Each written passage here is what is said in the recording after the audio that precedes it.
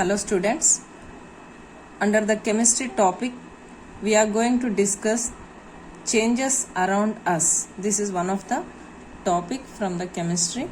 So here under changes around us we are going to study about two different changes, that is one is the physical change and the chemical change.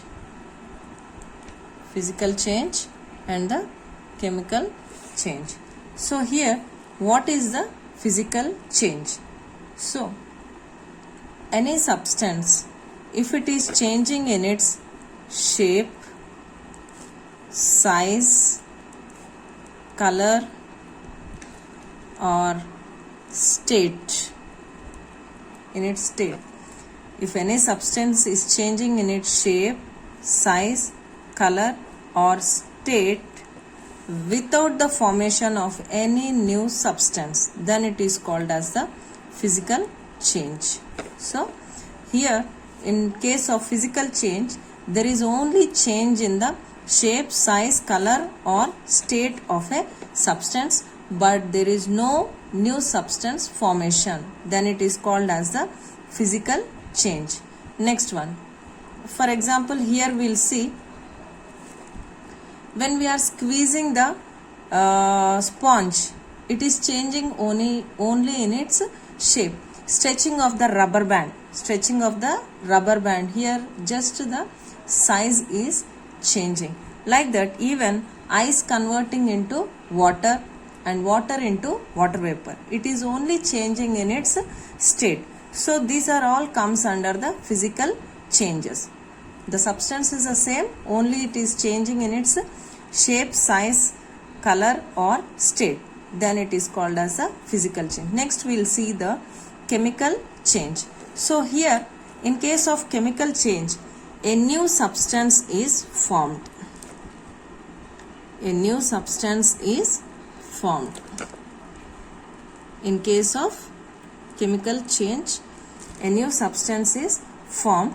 There can be a change in the shape, size or color or state, but there is the formation of a new substance.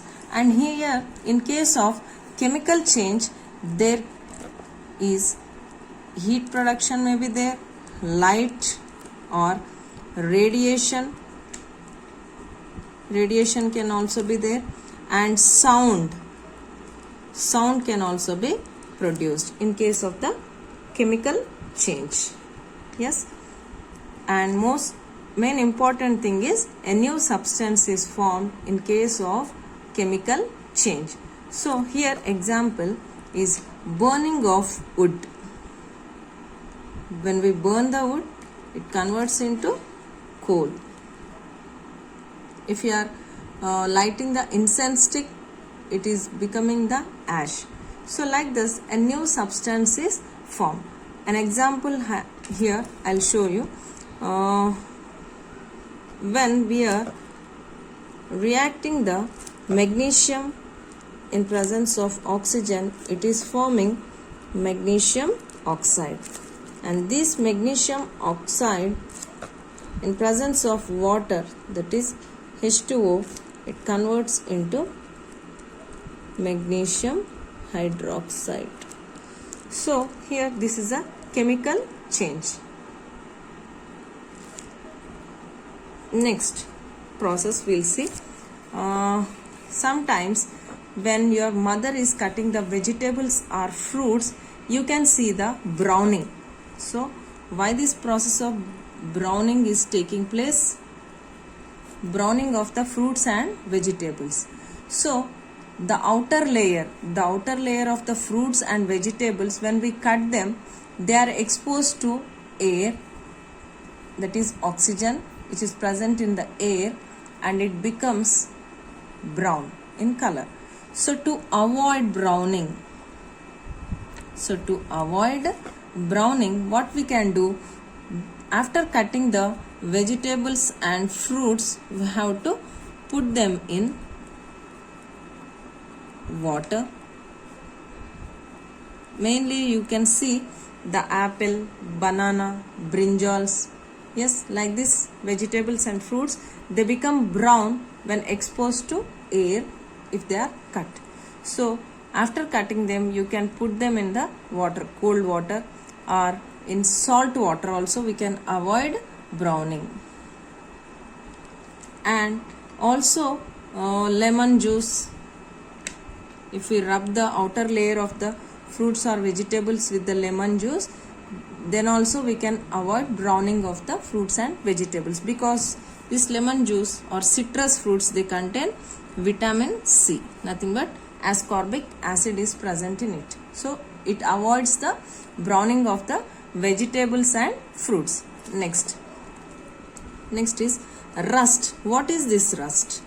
So iron substances, when they are exposed to air, that is oxygen which is present in air, when they are exposed to air and water, this iron, it forms iron oxide. Iron oxide. So this is nothing but rust. So the hard metal, it changes into a delicate substance and breaks down. So due to the formation of the rust, so iron, when it is exposed to oxygen which is present in air and water, this iron reacts with it and form iron oxide. This iron oxide is nothing but rust. So to avoid rusting of any iron materials or substances, they will be using paints. Painting of the gates and windows, they use the paints, so to avoid rusting. Next process we'll see, that is galvanization. The next process is, what is galvanization? So here galvanization is the process of depositing one metal on the another metal. Depositing of one metal on another metal. It is called as galvanization. Here, for example, zinc or chromium, these two are used for depositing on the iron.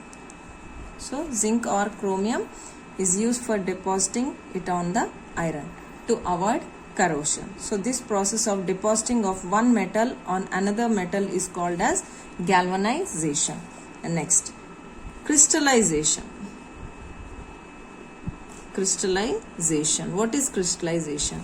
Here, crystallization is the process of heating the solution to separate the solid soluble substance. Here, solid soluble substance,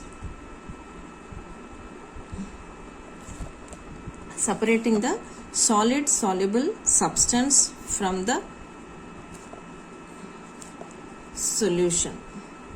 This is one of the separating technique which we are using for separating the solid soluble substances from the solution by the process of heating. By the process of heating. When we heat the solution, the solid soluble substance, the solvent is going to evaporate and the solid soluble substance is going to form into crystals, and this process is called as crystallization. Next, from this lesson, some of the questions may be asked as give the formulas for lime water. Lime water is nothing but calcium hydroxide. Calcium hydroxide and vinegar. Vinegar is dilute acetic acid. Dilute acetic acid, CH3COOH. Dilute acetic acid. So this lime water used for testing the release of carbon dioxide. Next, one more chemical equation I'll show. When iron dissolved in copper sulfate solution, copper sulfate, then it forms, this is blue in color, and after the chemical reaction it changes to iron sulfate. This becomes green in color and copper gets deposited. Copper gets deposited. This is one of the chemical reaction.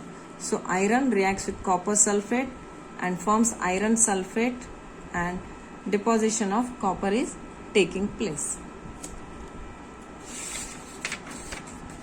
So like this, some of the chemical reactions they may be asking.